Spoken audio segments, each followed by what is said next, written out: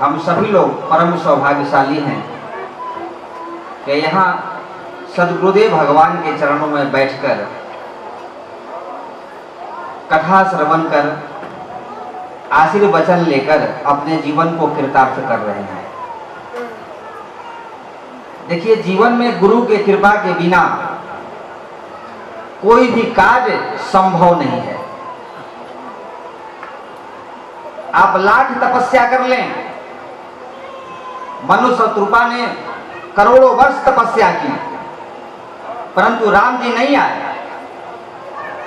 तपस्या करने के बाद जब प्रसन्न होकर विष्णु भगवान जब नारायण आए, उन्होंने पूछा क्या चाहते हैं। उन्होंने कहा कि आप ही के समान पुत्र चाहता हूं। भगवान ने एक शब्द में कहा एवं अस्तु तथा अस्तु, ऐसा ही होगा। कब होगा? जब गुरु जी की कृपा होगी। गुरु की कृपा के बिना हो ही नहीं सकता।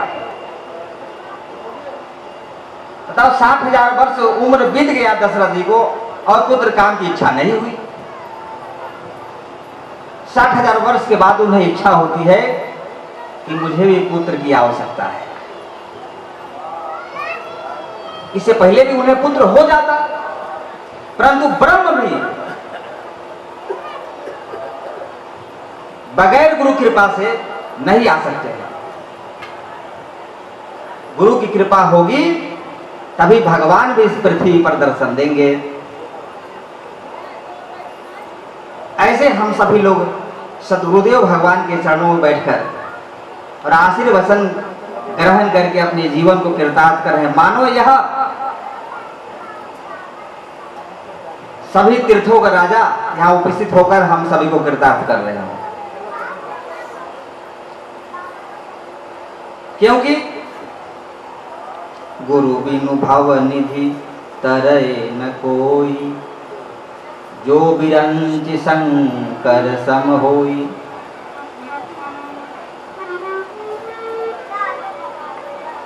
राम जी के मन में भी जब नल नील पत्थर डाल रहे थे जल में और राम जी खड़े होकर देख रहे थे, उन्हें भी इच्छा हुई एक पत्थर मैं भी डालकर देखूं वो तैरता है कि नहीं।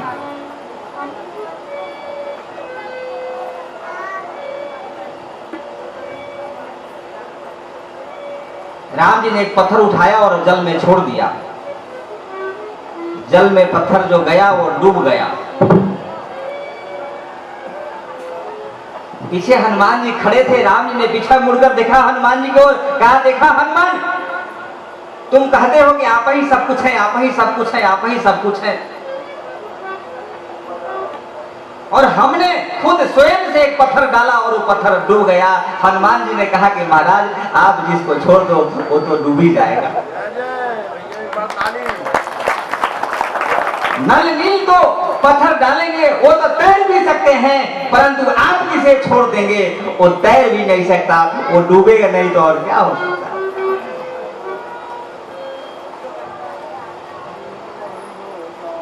श्री गुरु कृपा के सिंधु तरह पाषाण, श्री रघुवीर प्रताप ते सिंधु तरह पाषाण, गिरिजा ते नरमंदमते, हृदय धर्म कछुआन। शंकर भगवान कहते हैं कि उस पर संदेह करना, गुरु जी पर संदेह करना, उससे बड़ा कुटिल पृथ्वी पर हो ही नहीं सकता। क्योंकि बंदव गुरु पद पदुम पराग, सुरुचि सुहास सरस अनुरागा, बंदव गुरु पद पदुम पराग, सुरुचि सुहास सरस अनुरागा।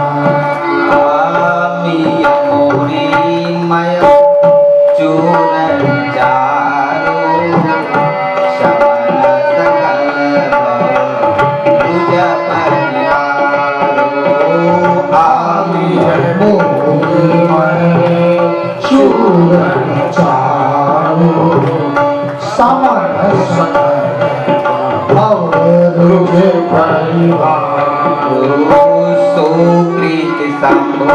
तन विमल विभूति मंजुल मंगल मोद प्रसूति सुकृति संपूर्ण विमल विभूति। भगवान के मंजुल गुरु जी का कृपा जो है 4 प्रकार की है जीवन में। अर्थ धर्म और काम मोक्ष ये चारों का प्रदायनी है। गुरु जी के कृपा के बिना कौवा हंस कभी नहीं बन सकता। वो हंस तभी बन सकता है कि जब वह सदगुरुदेव भगवान के चरणों में बैठकर सत्संग की गंगा में स्नान करके जब डुबकी लगाएगा। तो गोस्वामी जी ने लिखा मर्जन फल खिए तत्काला मर्जन फल खिए तत्काला कागो मुक्तिक भगवान कागो मुक्तिक भगवान। देखिए कौवा भी हंस नहीं बन सकता, क्योंकि जब गुरु जी की कृपा होगी तभी तो हम उस सत्संग रूपी सरजुग में बैठकर स्नान करेंगे। और जब तक हम स्नान नहीं करेंगे उनके चरणों में बैठकर, तब तक हम अज्ञानी रूपी अंधकार में डूबे रहेंगे और अज्ञानता की अंधे होकर इस धरती पर विचरण करते रहेंगे, क्योंकि मुझे कुछ दिख नहीं सकता है।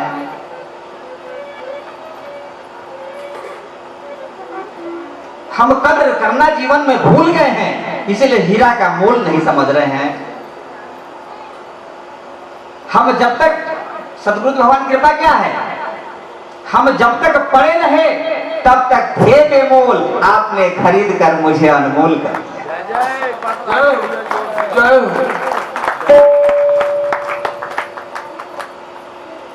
ये तो आपकी कृपा है, आपकी महानता है।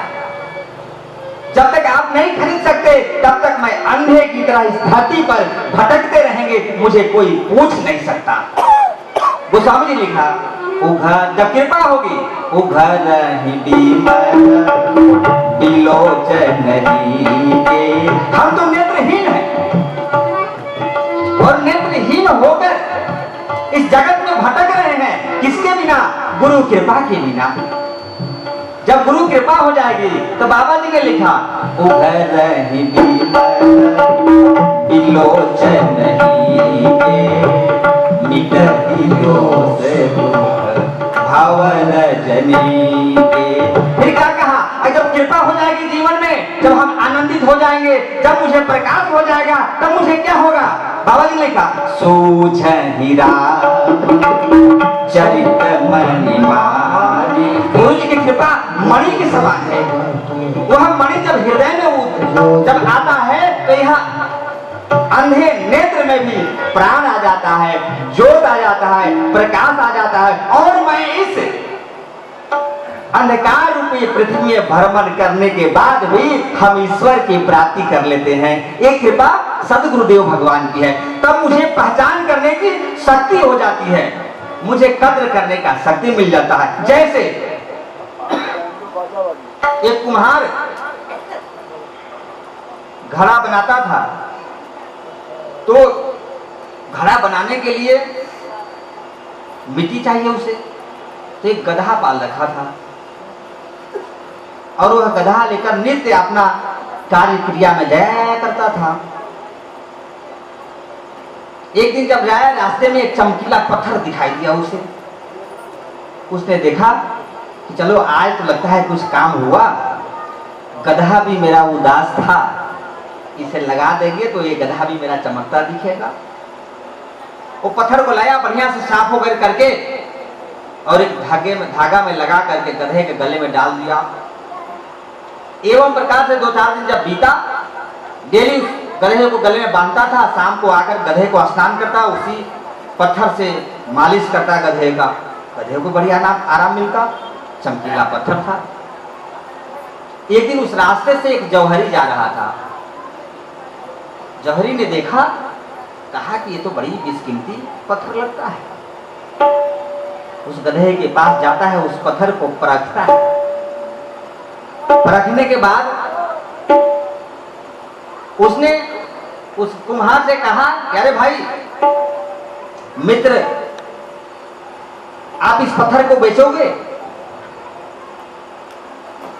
उसने कहा कि मेरे किसी काम की तो है नहीं, देखने में अच्छा लगा, पत्थर मुझे मिला था, आपकी काम की अगर बने तो आप इस पत्थर के ले जा सकते हो।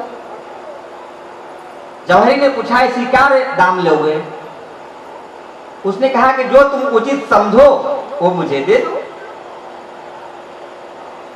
जौहरी ने उसे 500 रुपए निकाल कर दिया।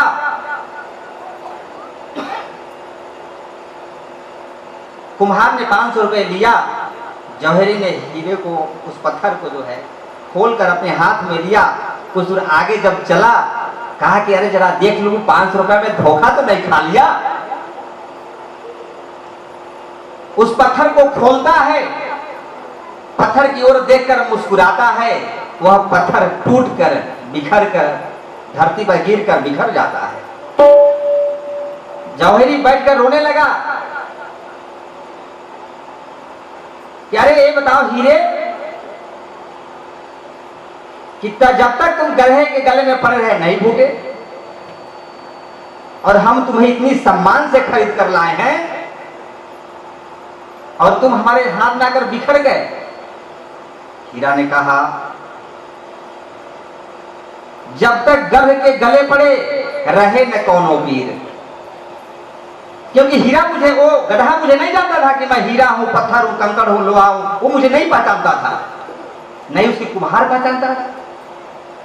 जब तक गधे के गले पड़े रहे न कोनो पीर, और कद्र न जाने जौहरी तासु फटा सरी।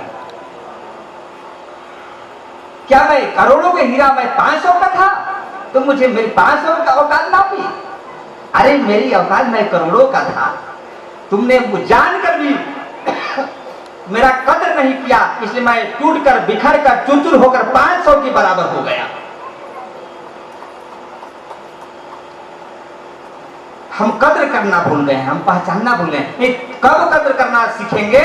जब गुरु जी कृपा होगा। सोझ ही राम चरित मानी, गुप्त प्रगट जो दे दिखाई। अब बताओ, हीरे के खदान में, कोयले में हीरा रहता है, उस खदान में किसी अंधे को भेज दिया जाए, क्या वो ढूंढ पाएगा? नहीं ढूंढ पाएगा। लेकिन कब ढूंढेगा? जब सदगुरुदेव भगवान की कृपा हो जाएगी, तब उसे हीरा खोजने की जरूरत नहीं, हीरा उसके पास आ जाएगा, क्योंकि राम जी हमारे हीरा हैं। वो मखौड़ा धाम में आए हैं और राम नाम की हीरा जो है हम सभी लोग मिलकर गा रहे हैं और हम सभी लोग मिलकर लूट रहे हैं। राम नाम के हीरे मोती मैं बिखराऊं गली गली, ले लो रे कोई राम का प्यारा, शोर मचाऊं राम नाम के हीरे मोती मैं बिखराऊं गली गली, ले लो रे कोई राम का प्यारा, शोर मचाऊं गली गली। राम नाम के हीरे मोती मैं बिखराऊं गली गली, ले लो रे कोई राम का प्यारा, शोर मचाऊं गली गली। राम नाम के हीरे मोती मैं बिखराऊं गली गली, ले लो रे कोई राम का प्यारा, शोर मचाऊं गली। श्री राम जय राम जय जय राम, श्री राम जय राम जय राम, श्री राम जय राम जय जय राम, श्री राम जय राम जय राम। मेरा कहने का यही उद्देश्य था कि सभी लोग जो जहां भी हो अपने गुरु जीवन में बनाएं, गुरु की कृपा प्रसाद प्राप्त